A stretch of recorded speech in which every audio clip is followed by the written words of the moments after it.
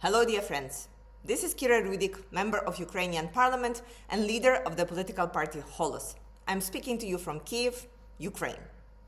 There are many people who get really overexcited about this so-called energy ceasefire.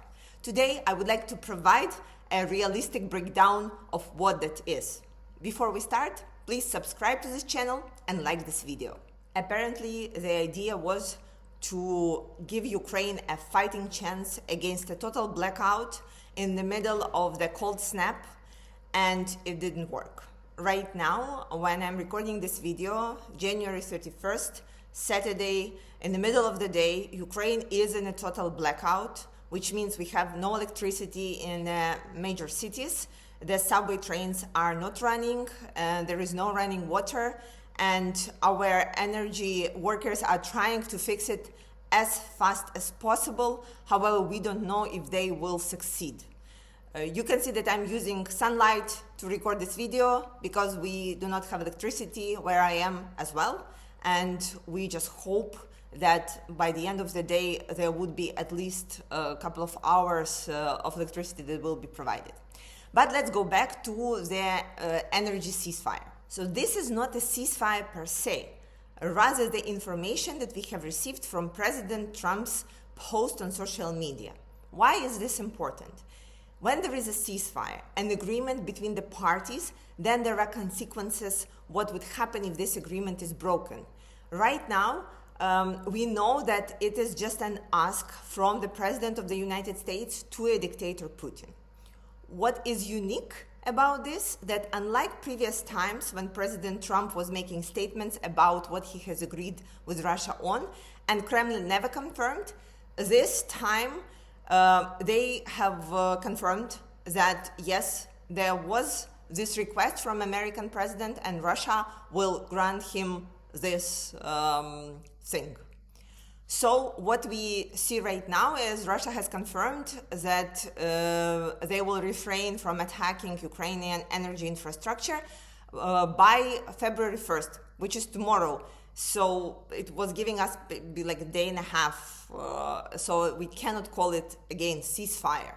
And Russia continued attacking our logistical infrastructure. What is concerning right now is that everybody applauding to that as a sign of a goodwill by Russia. However, they continue killing people, continue attacking us. And honestly, our energy infrastructure was in such a destroyed state that even the temperature, like -10, already created this total blackout. And though, of course, we are happy that we're having a fighting chance, I'm very worried that it will create this absolutely wrong impression that Russia is showing some sort of goodwill. One of the military statements that we have is that recent attacks by Russian missiles were done by the missiles that were manufactured in 2026.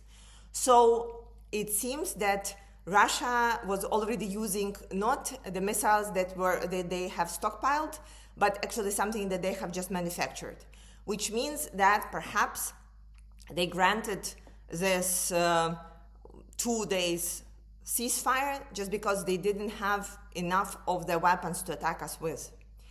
So here on the ground, there is not much trust to what Russia says. But I can tell you that there is really appreciation to President Trump's attempt to try and save us. And even if nothing will work, we know that this pressure that is being put on Ukraine is absolutely unfair. And we hope that President Trump will start putting pressure on Russia finally, implementing the sanctions that he has promised, and pressuring on every different side and angle that we hope. We will see how things go. We are preparing to a very tough night. We hope that Russia would not use this short time as a reason to escape the sanctions or to try and come back diplomatically into European Union. The best case scenario here is that we would survive for the next week of extra low temperatures without massive Russia's attacks. providing some basic level of hygienic comfort to Ukrainian people, and that could be then a first step towards a more general ceasefire. However, we don't know, there is not much trust to Russia here on the ground, and we really are concentrated on supporting each other and helping each other in these tough times. Again, we appreciate everybody's efforts to bring the peace closer. However, we should always remember what have happened in the past when Russia was breaking all sorts of the agreements, and all kinds of ceasefires that we had in the past led us to 2022 when Russia launched a full-scale invasion. So talk to you later. We'll see how things go, and glory to Ukraine.